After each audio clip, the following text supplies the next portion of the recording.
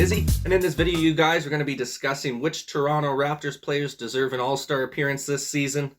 Obviously, it's been a bit of an up and down season for the Toronto Raptors squad so far. Been dealing with lots of injuries, obviously lots of protocol issues as well going on as of lately, you guys. So I thought it'd be just fun to come out with a little video kind of talking about which players have a good opportunity to make the All-Star squad this season. Feel like we might have had two guys been able to go if we're dealing with so many injuries.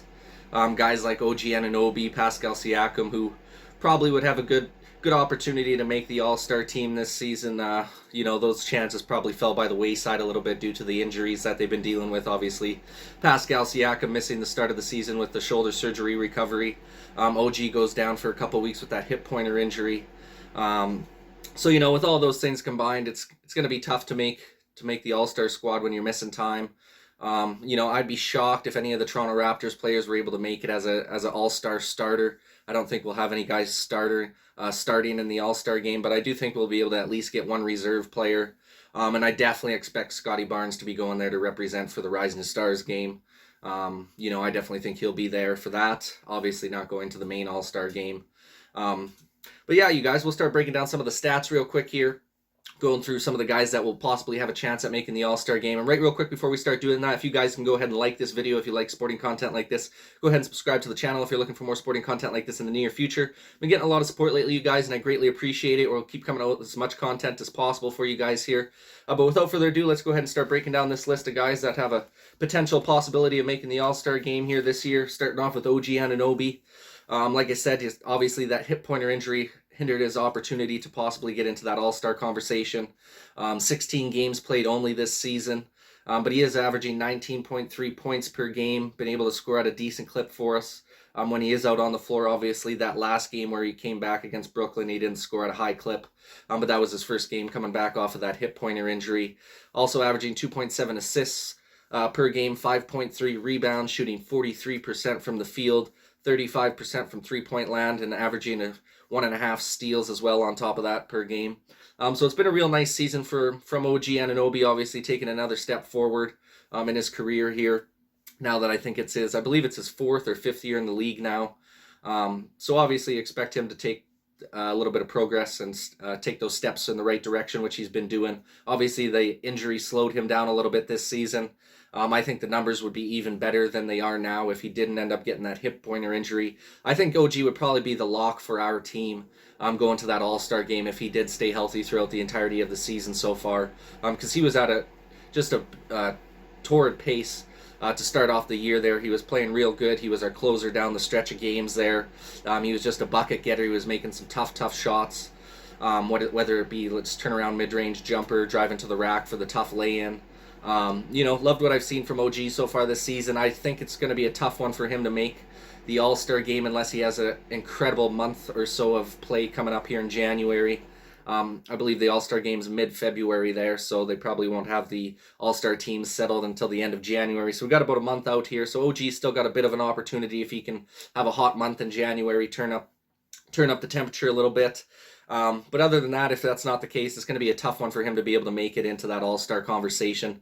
So I'm going to say he's probably not going to get there this year, unfortunately, due to the injury. But he's definitely a guy who can be talked about in that reserve list to make the All-Star game for sure, because he is one of those up-and-coming talents in the league who's just going to continue to get better as his career goes along here. Then the next guy on the list that we got, you guys, that's been outstanding defensively. He's been a nice offensive addition for us as well. Obviously, we knew he had that offensive capability with his shot-making ability, but holy man, is this guy surprised on the defensive end. I'm sure all of us know who we're talking about here, and that is Gary Trent Jr., you guys. Played 27 games so far this season, shooting 43% field goal percentage, so a pretty nice clip for a guy who's more of a volume shooter.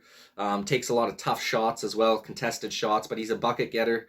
No fear in this guy. He's not afraid of the moment, not afraid of taking the big bucket. And you got to love to see that. I think personally Gary Trent should be one of our closers for sure. Comparatively to Pascal, I would rather see Gary Trent with the ball at the end of the game. I just think his shot-making ability is just more clutch comparatively to some of the other guys on the squad. But he's had a real nice season so far. I think, like I said, the most surprising thing about Gary Trent Jr., you guys, is the defense. Obviously, he wasn't a defensive stud for us when we picked him up, when we sent Norm Powell over to the Portland Trail Blazers last season for Gary Trent Jr. He wasn't playing that hard nose of defense last year. He really stepped up his game so far this season, you guys, averaging 2.2 steals a game. He's got to be in the tops in the league right now, if not the top guy for steals. He's just always got his hand in the passing lane, active with his feet. Just playing a tenacious style of defense, which you love to see. Toronto Raptors brand of basketball, exactly there. And he's still getting the offensive capabilities done for you, even though he's expending lots of his energy on the defensive end of the floor. Still averaging 17 points per game for you on the offensive end. 2 assists to go with 3 boards as well, shooting 38% from the three-point land as well. So pretty nice numbers overall for Gary Trent Jr. I don't think he's going to be making the All-Star game. Just the offensive numbers aren't quite high enough for what I think they're going to be looking for guys to go to the All-Star game. Although his defensive capabilities so far this year, even though it's not going to get him an All-Star nod, I would not be shocked whatsoever if Gary Trent Jr. finishes off the season in an all-defense conversation. Maybe not first team all-defense, but definitely second or third team all-defense for sure. If he can keep this pace up, I wouldn't be surprised though if he does sneak into that first team all defense. If the Raptors can go on a stretch run here to end their season and get into a nice playoff position, I could see him finishing in that first team, second team all defense, because he's just been that outstanding for us on the defensive end this year. Like I said with Gary Trent, you guys, I don't think he will make the All-Star game, but I definitely think he's got an opportunity for an all-defense season this year because he's been playing so outstanding on the defensive side of the ball. Then we got Pascal Siakam, you guys, is another guy who's got a small opportunity to make it. Once again, a guy who's missed the start of the season. Obviously, he's had that shoulder surgery in the offseason, which has obviously hindered him to be able to start the first few weeks of the season there. So Pascal's only played 17 games so far this year, averaging 19 points per game. So not too bad. You'd like to see those numbers improve a little bit for sure. He's been able to average more than that in the past. We'll give him the benefit of the doubt right now coming off of that shoulder surgery. Hopefully he turns it up here because he's got 17 games under his belt now. He's got to be back into game shape here. Obviously we're dealing with some protocol issues at the moment. But I'm assuming most of these guys are asymptomatic as they all went through the protocols last year and were actually sick last year. So I'm thinking they're probably asymptomatic. It shouldn't hinder their ability to be able to perform coming into the game on Sunday against Cleveland. So we'll have to see what happens there. Same thing, I'd put Pascal kind of in that conversation with OG right now. Both of them have missed some time to injury, but if they can have a real hot month in January, there's a good chance that they could make the All-Star game. But they're going to have to be playing at a torrid pace, like 25-plus points per game for the month of January, to be able to be in that conversation, which I think is going to be a tough go for them. Not a bad season for Pascal so far. Like I said, it's obviously a little bit of a slow start for the guy coming off that shoulder surgery. Hopefully he turns it up big time in the second half of the season here. Get back to more of those Pascal Siakam looking numbers that we're used to, the 23, 24 points per game. He's averaging 3.7 assists right now. I'd like to see that number get up to 4 or 5 assists.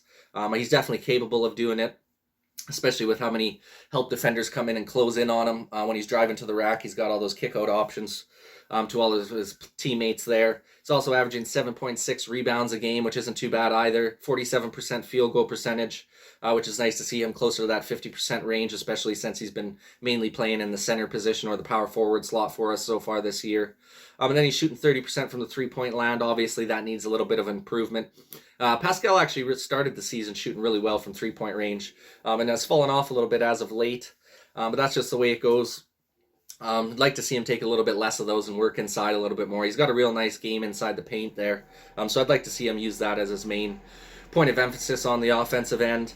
But at the end of the day, he's going to have a little bit of an opportunity to make it. I don't think this is going to be the year for him to get into the All-Star conversation, unfortunately. Like I said, just with missing the start of the season there, he would have to go on an absolute run of all runs here for the next month or so to be able to get into the All-Star conversation, you guys. So I think it's going to be a tough go for Pascal. Not a bad season so far, but definitely want to see this guy pick it up in the second half. We're going to need him to be that bona fide All-Star caliber player for us if we're going to want to make a stretch run into the playoffs here. So hopefully he can step up here in the months to come.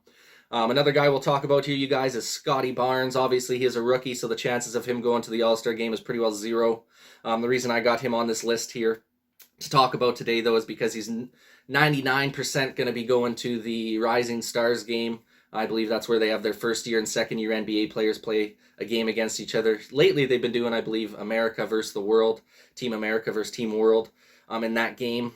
So I definitely expect Scotty Barnes to be playing in that game, as he is leading. Well, at least in my opinion, he should be leading the Rookie of the Year race right now. I think a lot of sites and other analysts out there have Evan Mobley as the number one right now.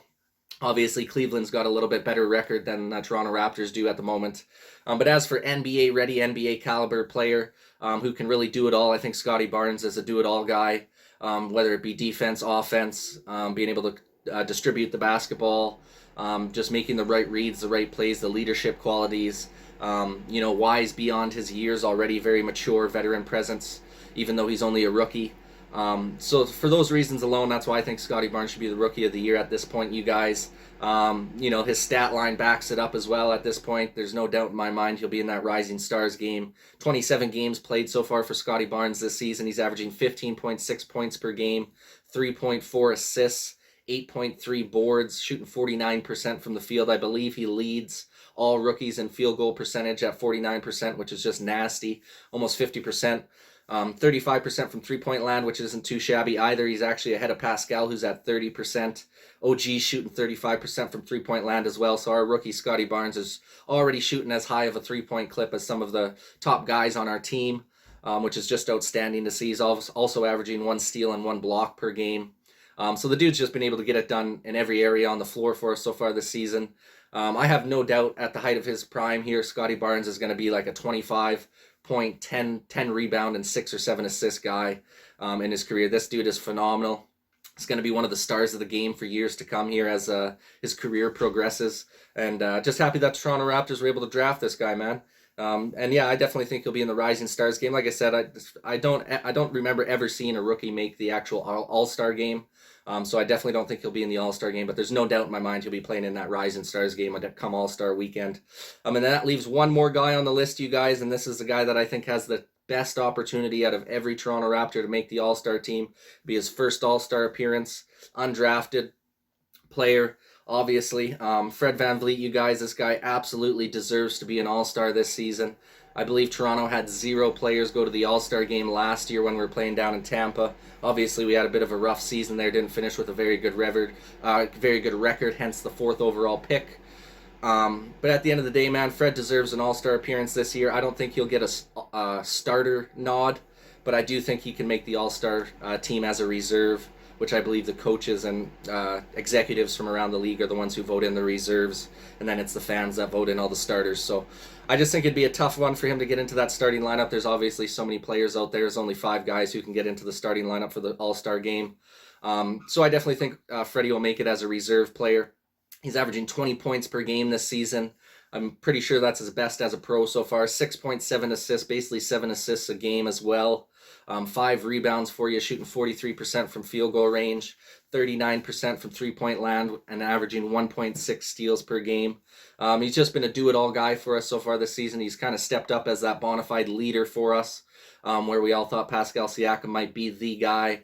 It seems more so that Fred VanVleet can be the guy for us. He has a little more of that clutch gene down the stretch in games as well. He's made some big-time baskets for us in the past, as well as this season.